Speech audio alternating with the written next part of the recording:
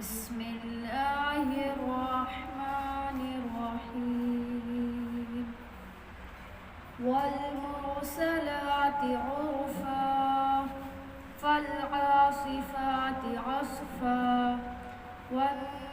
والناشرات نشرا فالفارقات فرقا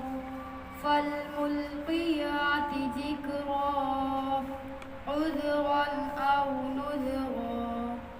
إنما توعدون لواقع فإذا النجوم طمست وإذا السماء فرجت وإذا الجبال نسفت وإذا الرسل أقتت لأي يوم أجلت ليوم الفصل وما أدراك ما يوم الفصل ويل يومئذ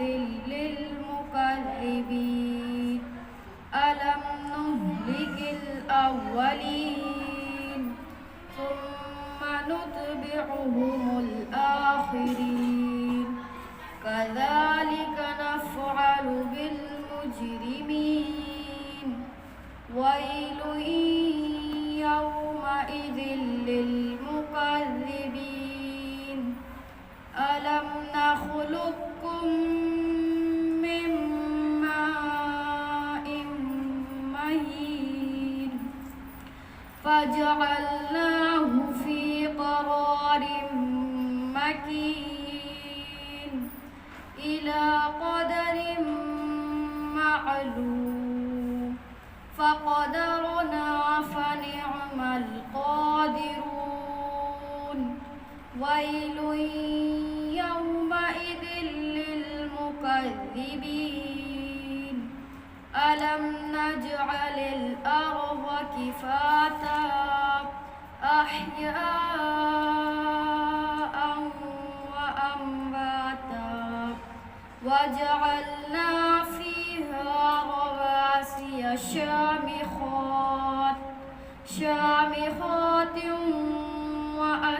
وأسقيناكم ماء فراتا ويل يومئذ للمكذبين انطلقوا إلى ما كنتم به تكذبون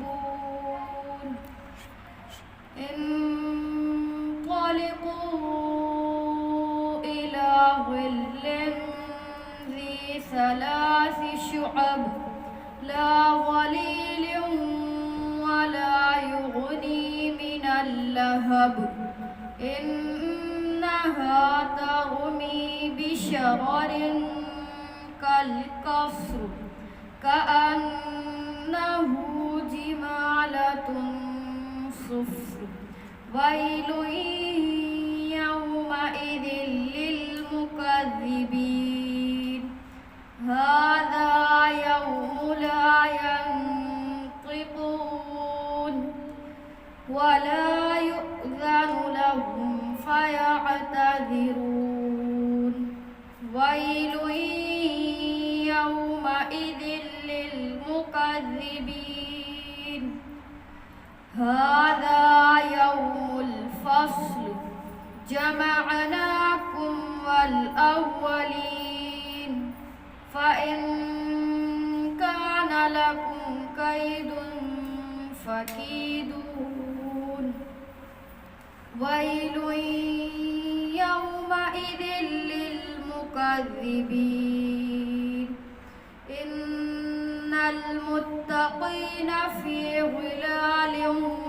وعيون وفواكه مما يشتهون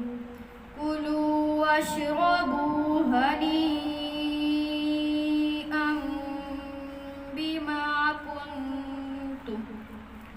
بما كنتم تعملون إنا كذلك نجزي المحسنين ويل يومئذ للمكذبين كلوا وتمتعوا قليلا إنكم مجرمون ويل يومئذ للمكذبين وإذا قيل لهم اركعوا لا يركعون ويل يومئذ للمكذبين فبأي حديث